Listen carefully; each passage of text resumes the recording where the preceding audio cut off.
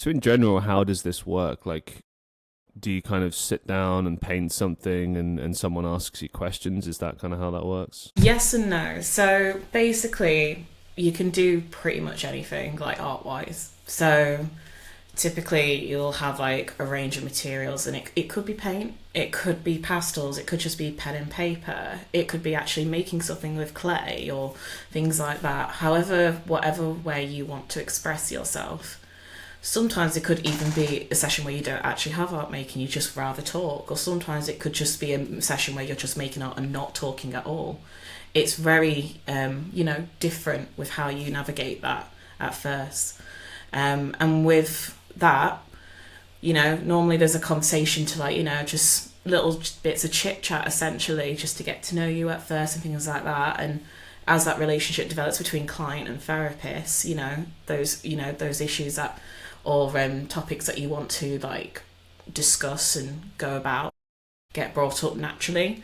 It's not the case of we're just sat there and critiquing your work or anything like that in a traditional art view. It's more, or how is that process, and are you enjoying what you're doing, or how looking back on things. And so it's different from a conventional art world way of viewing art.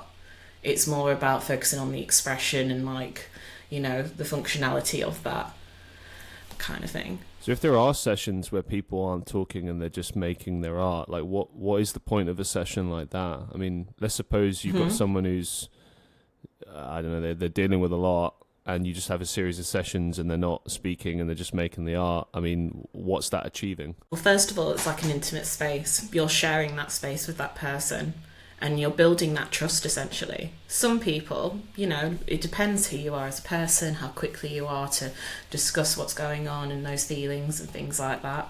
And as art psychotherapists or therapists, we try and engage with you, we try and ask questions here and there, but we're not going to push you or back you into a corner. It's slowly open yourself up kind of thing.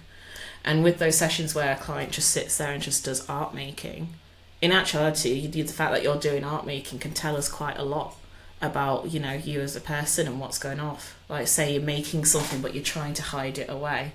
It shows that you're putting boundaries up, you're putting those walls up, and you're still trying to feel out.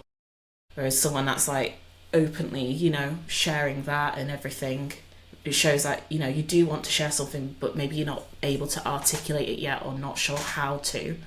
And you're slowly learning how to process that, to be able to then say that in a later session.